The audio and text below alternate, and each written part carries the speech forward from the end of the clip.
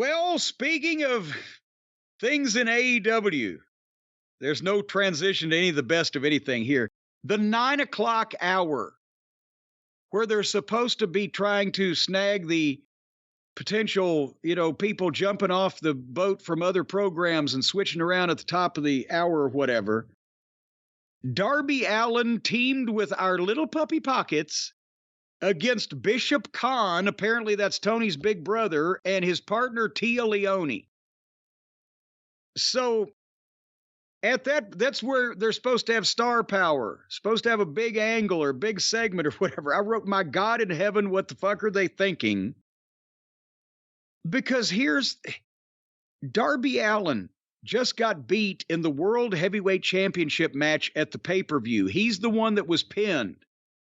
And as I said, I have to think that the reason he was pinned instead of Sammy or Jungle Boy, who are way more expendable and not nearly at Darby's level, is because they're going to bring it back in a single with Darby and MJF.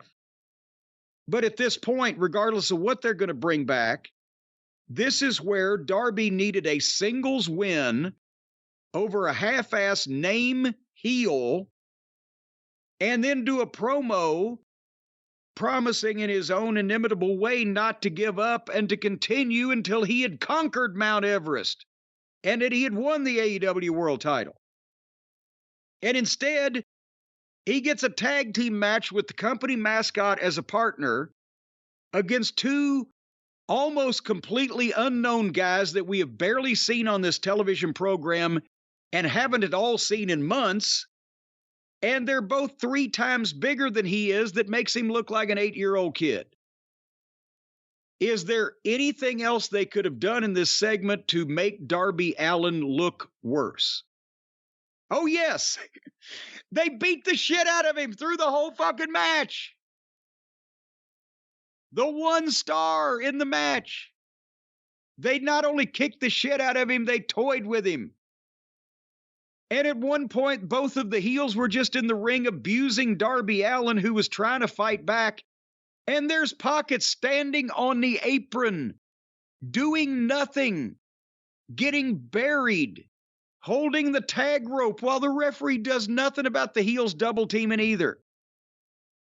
And that used to be a fucking thing that when the Midnight Express were baby faces, they couldn't fucking stand and watch that. Because the whole idea was that they were a little more heelish fucking baby faces than your average baby face. So they would count to fucking 10, and if the heels hadn't quit their double teaming, the other guy would come off the apron, grab one of the heels, start punching him, and say, "Don't fucking bury me. Do it and quit." But and then Darby gave the hot tag to Pockets. So this waste of fucking flesh made his comeback on 2 giants that had just beaten Darby Allin within an inch of his life with his hands in his pockets.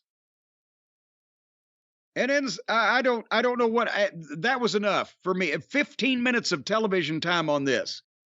I assume that maybe Darby got the win, but probably, did you see the whole thing or did you even pay attention to this? I didn't pay attention to this. Okay, well, so now Darby Allin has had the equivalent of Tony Khan squat down, take a shit in his hand, and pie-face Darby Allin right in the fucking face with it. The one thing that did stick out to me, because I saw the end of it, they have a lot of guys who are smaller that are around the same size. Because Darby, I think, may have been slightly bigger, unless he was wearing lifts in his boots, slightly bigger than Orange Cassidy. And he's a tiny guy, and obviously doesn't weigh very much. But there are more slight guys in AEW pushed as upper mid-card or main eventers than anywhere else. Darby deserves it, because Darby is unique and pulls it off. I'm not an Orange Cassidy fan. Adam Cole is probably size-wise just in the range with these guys. There are more guys that slight in AEW than I've ever seen on a main roster anywhere. Wheeler Yuta is pretty slight. I mean, same thing.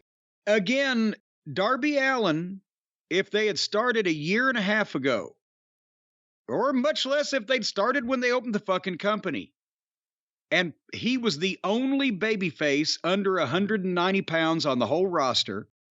And he was the only one that was allowed to do a dive through the fucking ropes like a goddamn bullet.